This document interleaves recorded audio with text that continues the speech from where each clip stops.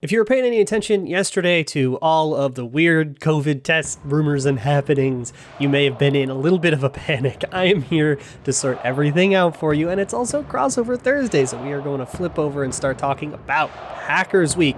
Allow me to insult the host of Locked On Packers in front of you here on the Locked On Vikings podcast.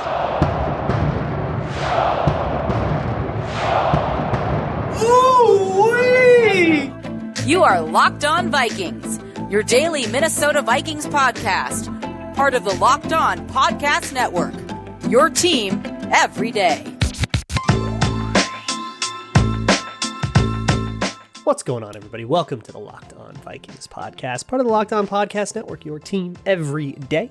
As always, I'm your host, your pal, and the kid you copied off in math class. My name is Luke Braun. You can find me on Twitter at LukeBraunNFL. You can find the show on Twitter at Locked On Vikings. And today is Crossover Thursday. Most of the show is going to be a very fun conversation I had with Peter Bukowski about how the Vikings and Packers, they are actually both exactly as good as each other. I didn't believe it either, but that's where the conversation ended up. But first, let's talk a little bit about availability, and we'll talk about the injury report from Wednesday, which had some weird stuff on it, and then the rumors swirled and all sorts of stuff. If you logged in and paid attention, but just for one moment on Tuesday afternoon, you got real confused real fast. So here's what happened after all of the dust settled and all the reporting was done. 4 players on the Vikings had positive tests on Tuesday, and then the way that the protocol works, when you have a positive test, they essentially test you again to double check and make sure you're actually positive and that it's not a false. And of all 4 of those players who tested positive, all of them came back negative the next test. So they all had a positive test on Tuesday and a negative test on Tuesday. You may think that's highly suspicious. I wonder if there was a batch of false positives in there. And you would be wondering the same thing that the Vikings are wondering in the league and stuff. Similarly, however, there is also some suspicion that the Chargers are also dealing with a COVID thing. So there's a little bit of some suspicion about wait, did one of these teams give each other COVID or something on the field in the Vikings-Chargers game? Obviously, that all remains to be seen. So what happens now? And by the way, those 4 players are Brian O'Neill, Mackenzie Alexander, Chris Herndon, and DJ Wonnum. They will test this afternoon, Thursday afternoon. If that test is negative, they will be cleared to return to practice. Now, the specific timing of it and whether or not they'll be able to practice Thursday, I'm not sure if that test would clear before practice of the Thursday practice is over, but whatever, they'd be able to return Friday anyways, and they'd be able to play in the game, which is what we care about. So they are all in the Wednesday injury report given, not injury-related DNPs. Again, those players, Mackenzie Alexander, Brian O'Neill, Chris Herndon, DJ Wonnum. Also, with non-injury-related injury designations, Garrett Bradbury and Harrison Smith, both of whom just came off of the COVID list and are limited on their way back. Elsewhere on the injury report, Adam Thielen has a heel/Achilles injury, but he was a full participant, so some minor heel thing. Blake Lynch was a full participant with a hamstring injury, and Bashaud Breeland and Anthony Barr were both limited with the injuries we know they both have. Bashaud Breeland's been dealing with the groin that he suffered in the Ravens game, and then Anthony Barr's got his knee thing he's been dealing with all year. Also, Patrick Peterson was designated to return from IR. So the way that this works is it's not a return from IR, but it's a very, very good sign. And Patrick Peterson, earlier in the week, he posted a hype video with that little purple smiling devil emoji that sort of insinuates that the return is here. He went on his podcast and they talked pretty point blank about it. He doesn't know if he's going to come back, right? You can't know until you actually practice. But being designated to return from IR is obviously a very good sign. So now there is a 21-day window. Peterson is not actually on the active roster, so he won't be on the injury reports or anything. But now there is a 21-day window that the Vikings have to put him on the actual active 53-man roster, put him back on the roster, and then from there he can play. So essentially, they believe that he will be ready in enough time. He's now designated to return, but he's still technically on IR. So all of these are day-to-day situations that we just have to watch, but I think we'll all be watching with a pretty keen eye what will happen during that Thursday practice, if those players will come back or if they will test negative and then come back Friday or however that works. But obviously, against the Packers and their front, not having Brian O'Neill would not be great, which brings me to the conversation with Peter Bukowski and the Packers. So we recorded that on Tuesday night, just because of our schedules, my schedule. So you can tell that my knowledge of who is or isn't going to play in that game is a little outdated, so forgive me for that, but still a very fun conversation. I always love making a little fun of Peter and the Packers when Peter comes in to talk to me about Vikings-Packers games. So I hope you guys enjoy that. But first, let me talk to you about my new favorite app. Get Upside is an awesome app. I've genuinely just started like recommending it to people in my life. This rules. You just get to save money on gas at the pump. Get Upside is a free app on the Google Play or App Store. It'll show you participating gas stations in your area. You go get gas at one of those, tell the app which gas station you use. They'll process it, takes like a day or two, and then money is just in your account, cash back from getting gas at the pump. You can save 25 cents a gallon. And if you drive around a lot, that adds up to like $200-300. It's absolutely crazy. And you can cash out whenever you want, however you want. You can just direct deposit into your bank if you don't want to mess with anything else, but you can do Amazon gift cards, Google Play, whatever you prefer. Again, that is the Get Upside app. And if you enter promo code touchdown, you can get up to 50 cents per gallon. That's double the savings. 50 cents a gallon off at the pump just for going and getting the Get Upside app using promo code touchdown. That's it. It is a free app that saves you money and it's totally worth it. Go check it out. That is the Get Upside app, promo code touchdown. All right, it's time for another crossover edition. Locked on Packers, Locked on Vikings. I'm Peter Bukowski, host of Locked on Packers. Joining me, as he does every time the Packers play the Vikings, Luke Braun from Locked on Vikings. And Luke, this has been a bizarre season, not just for the two teams that we cover. It's just been every time we think we have this all figured out, it just gets crazier and crazier. Yeah. And you know, there is this weirdness on my side with Aaron Rodgers. There is I was going to say legal issue, but it's not quite a legal issue right now with Dalvin Cook that we don't really just even have the bandwidth to get into on this show. But this has been a weird Viking season too. Yeah, we're both having Viking seasons, huh? It's welcome to the gallows. We live here. Yes. And you were born into that darkness, though. We just adopted it. Right. Yeah. I had a friend that like lived with his ex-wife for like a year as they were like sorting everything out. And what you're going through really reminds me of that. I think I asked you when we did the ultimate NFC North preview thing. I think I asked you like, is this truly the last dance? And I guess now that we're halfway through the season and it feels like the emotions have kind of revealed themselves a little more. You said it was. Do you still think that? Man, I kind of don't. You think he stays to 2022? I think there's a better chance than when we recorded the crossovers, which was what in August. I think he had just come back. I think when that had happened, I was very dubious. I was like, okay, this is it. And then, you know, he's got the nice stuff to say about the front office. Like once every 2 weeks, he says something nice about the front office. Now, does he ever say Brian Gutekunst's name? No. Does he ever say Mark Murphy's name? No. But he says nice stuff. He says, oh, this was, Devondre Campbell, great signing. And it was. Russell Douglas, Whitney Merciless, who unfortunately is going to miss the rest of the season now with this bicep injury. And I thought before the COVID thing happened, the I own you moment. I mean, that seems like he, if there were questions about, is he all in this season? There are still questions about whether the Packers are, of course, right? Packer fans certainly have those questions, but Rodgers being in, if you're the optimistic kind, if you're the like, okay, the glass is half full, I think that is the moment where you point to and say, okay, how can you walk away from this rivalry? And Rodgers said after that game, walking off the field, he didn't feel like it was his last game in this rivalry, as walking off Soldier Field in the rivalry. And he doesn't just say stuff, right? Like he is as calculated as anyone, which is why, that can sometimes get him into trouble. And I don't think this is it. I really don't.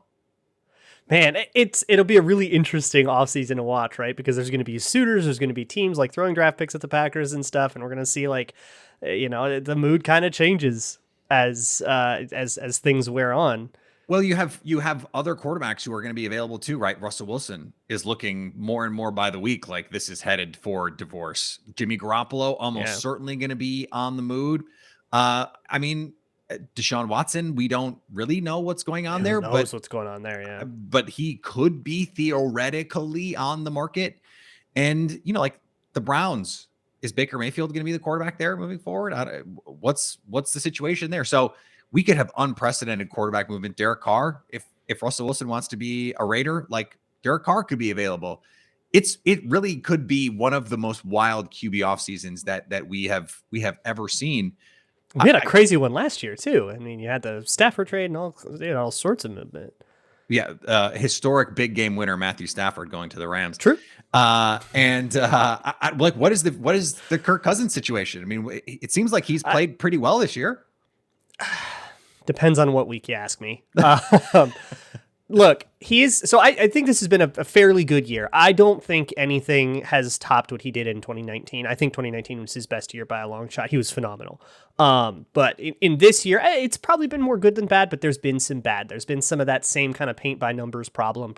Guys streaking open downfield and he never sees it, and problems with aggression and stuff like that. That's kind of what we're going through right now. But with Kirk, you kind of go through this cycle of like, oh no, he's being way too conservative. Oh my God, that was way too aggressive. Dial it back. And you kind of are always that's why I have, if anybody sees my Twitter after Vikings games, there's the Cousins chaos meter. It's a thing I do every week, measuring how chaotic he is. Sometimes not enough, sometimes way too much. So we'll see what we get every week. But to me, I think his future in Minnesota, if Zimmer and Spielman are still there, I think he's still here. But that's the biggest if, right? If they don't make the playoffs, if the Vikings don't make the playoffs, I think you lose the whole trio. And you just start fresh. I think that's what's going to happen here. You'd be going on 3 or 4 years, Kirk Cousins, Mike Zimmer, Rick Spielman, this whole build. 3 or 4 years didn't make the playoffs, and they were a 6th seed the one time they did. So, yeah, it would be kind of this like, look, that's a failure. That's not good enough. So, it'd be time to move everything on. And then a new coach comes in, and they're like, I don't have any attachment to Kirk Cousins, and they just trade him off to whoever's willing to take on the contract. The weird thing about Kirk, too, is the advanced numbers always like him so much more than like the people who watch him every week. But like Pro Football Focus loves him this year. Some of the things that PFF has done with Kirk baffle me. I mean, they gave him like the best grade on the entire offense in the single game, which was Dallas and Sunday night, where I think he was the worst. Right. And I think some of that is that PFF doesn't want to guess about reads, and I feel more comfortable doing that. I can be a little more subjective than they as like an apparatus can be. But here's the thing about Cousins. If there is a deep receiver streaking open down the field, there are a lot of different barriers that are going to prevent the ball from getting there. Either pressure might stop it, and that's a whole other deal. He might just not see it. He may have come off that read for some other reason because of the cornerback's leverage or something, and then the safety busts the play and he never sees it. But in this last game against the Chargers, the whole narrative was that like Mike Zimmer went up to him and was like, be aggressive. Take it. Let's do it. If one gets tipped and intercepted, so be it. I'm not going to kill you over it. Just go take the risk and be aggressive. And he went, okay, coach, and then started pushing the ball downfield a whole bunch more and then won the game over it. So I don't know. Maybe he gets a little riskier and then we get into the too chaotic part of things. There is that feeling like when he is an opponent, there is this feeling of like, wait, I thought, but last game and it's just he'll do that to you. It's more maddening because he has these games and these moments where it's totally WTF, and then he has these other moments where it's just like it's WTF the other way, where it's like, holy, what? How did he just do that? Right? Yeah, all the talent in the world and absolutely crazy, like broken, like he spills the chili, like that's the right. But when he does it, and it's awesome, and it's the like consistency. If you want to put it up to a cliche word, it's consistency. He can do this, but can he always do it? That's the deal. But we got a whole other like roster to talk about. Right. So let's do that. The Vikings, and I was just looking at this. So you look at the Football Outsiders numbers, DVOA. They're 4-5, but they're ahead of the Packers in DVOA. They're 9th in total DVOA. They're 12th in offensive DVOA and 8th in defensive DVOA. Oh, how does it taste? It is like I'm sort of used to it because they like DVOA didn't like them in 2019 either. That's so funny. Well, this is such a meme team. Everything about them is funny. I'm sorry. So Continue. what? No, it's wild and funny. What are they doing that you think the record is not reflecting, if anything? Like, do you think this is a 4-5 team? So I don't know if DVOA takes into account penalties, because if they don't take into account penalties, that explains the difference. Okay. From play to play, when the play is normal, when they get the play off and they don't hold, yeah, I think that they are like from in the normal parts of games, they are a good team. But again, it's consistency. So they will put up 500 yards in a game, like the game against Carolina, and that thing still goes into overtime, even though you got Sam Darnold, you win the turnover battle, you win. They're the only team in the league who have led every game by 7 or more points. They're 4-5. Yeah, what's interesting is the Packers and the Vikings actually have the same number of estimated wins by the Football Outsiders number, 6.4. So the Packers have played a little above that. The Vikings have played a little below. And same quality of team, same quality of quarterback. Numbers don't lie. Back with Peter in just a minute. But first, let me talk to you about the odds for this game. Vikings 2.5-point underdogs. We actually picked the game on his show on Locked On Packers. If you can stomach an episode of that, you can go check that out. For me, I've just got a rule about in every Vikings game, I'm just going to start taking the points because it's always closer than the market thinks it's going to be. The Vikings just love 1-point games, so we're going to go with that. But if you want to gamble on anything, Vikings game, college football, basketball, hockey, even UFC, or your favorite Vegas casino games, you can head to betonline.ag. BetOnline.ag is your one-stop shop for all things gambling. They just redesigned their website. They've got a new awesome live betting apparatus that I love. They've got a player prop machine that is really fun to use. So however you want to gamble, you can go find it at betonline.ag. And if you enter promo code LOCKEDON when you sign up, LOCKEDON, all one word, you get a 50% welcome bonus. That means whatever your first deposit is, BetOnline matches half of that, puts it straight into your account as free play money. That's betonline.ag, promo code LOCKEDON, all one word. Bet online, where the game starts. All right, continuing on here with Crossover Thursday. I'm Luke Braun at Luke Braun NFL with Locked On Vikings. Peter Bukowski here, Locked On Packers at Peter_Bukowski. I have a bunch of burning questions about the Packers, and I guess my first one is, I have my familiarities with the Packers from seasons of old, but obviously every year is different. What I know the Packers offensively to want to be is 30 Devontae Adams targets and then like some run plays, and no Aaron Jones in this game. So I'm going to guess it's going to be more like 35, 40. Is that still who they are, or are they spreading it out more than I'm used to? First of all, Luke, if you have any burning, you should see a doctor about that. That's a separate issue we can talk about off the air. You know what? Well past doctors. It really depends on the matchup. And some teams try harder to take away all the Devontae Adams targets than others. And so then they feel like they need to go to plan B. I think in a perfect world, they want to find a balance between, okay, here is the 10 to 15 Devontae Adams targets that they want to get a game. And then here are the 5 to 10 other times when Devontae Adams is a decoy, when he is drawing coverage away from the other guys and they're running combination routes on the other side of the field and they're taking shots on the other side of the field. And they do a really great job of using Devontae Adams on inbreakers where he's there really just to hold a safety, especially against quarters and those two shell. That's been one of their two shell beaters is, all right, if you're going to play that, whether it's cover 2, whether it's cover 4, whatever you're in, he is coming across the formation, challenging that safety, and then they're running a deep over, or they're running something in behind to get that safety in conflict and into that vacated space. And they had it actually it was last week, and they just didn't have time to get to it. So they do a really good job of creating those opportunities. They haven't hit them as often this year. Just sort of by happenstance, whether there was pressure early or a receiver falls down or something like that. The offense has not quite hit the kind of levels of in sync that we saw last year. Part of that is injuries. Marquez Valdez-Scantling was out for a month. Devontae Adams had COVID. Alan Lazard missed that same game, and then Aaron Rodgers Jordan had Love COVID. Game, right? Yeah. So you're just now seeing everything come together, and something that I think probably your listeners would not have noticed unless they were paying really close attention the last 2 weeks is the 4 wide receiver set is something we have not seen in Green Bay in a long time, probably since like 11, 12.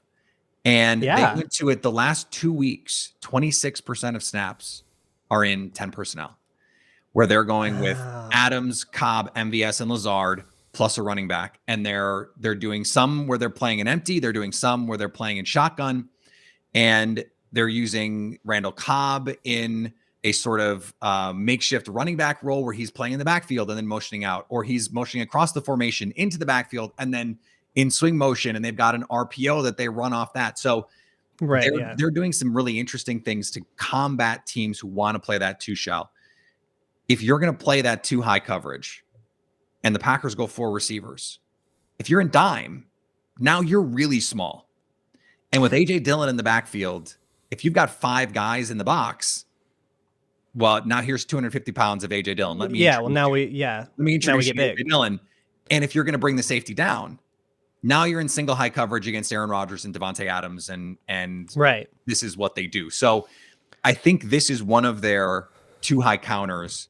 So I'm really anxious to see what that looks like. The first week they did it with Jordan Love. And that different conversation. Although they actually did hit a couple things out of it. But again, it's different. And then Rodgers with no practice. So I think this is going to be something that we continue to see, especially with Aaron Jones out, that also opens up opportunities for other guys to get involved just because there's more guys on the field to get involved. Yeah, so we've had this whole thing with our backup safety, Cameron Bynum, the rookie, been in for Harrison Smith, playing really well. And a lot of people, like a lot of my mailbag questions in the Twitter Tuesday mailbags we do here, were like, can we get 3 safeties on the field? This seems like a perfect time to do that because you can still have just enough size, but also, I mean, those guys can cover, you're not putting in extra linebackers or anything like that. But I want to flip over to the Packers defense here. Is that one linebacker too, because he can erase a lot of issues. Right. Well, every Vikings fan will remember the end of the Lambeau game, the wind game last year, where Devontae Adams ended up on Eric Kendricks one-on-one as the 3 wide receiver in a trip formation, like the classic thing that the national championship last year, like that whole thing. And Kendricks just manned up and won the rep, and it turned into a sack fumble. And that happened, I think that was twice in a row that the Packers found that, kept going to it, and Kendricks kept miraculously keeping up. So very interesting stuff between, LaFleur and Zimmer and this wonderful rivalry. But I want to flip to the other side here because no Rashawn Gary. What's the status of Kenny Clark for this game? Kenny Clark seems like he's going to be a go, and Rashawn Gary says he's going to try and do the thing, but we'll see where they stand. He's apparently going to try and brace it up and go. We'll see what the injury report looks like moving forward, unless I miss something. But that's where they are. We do not have clarity right now on his status.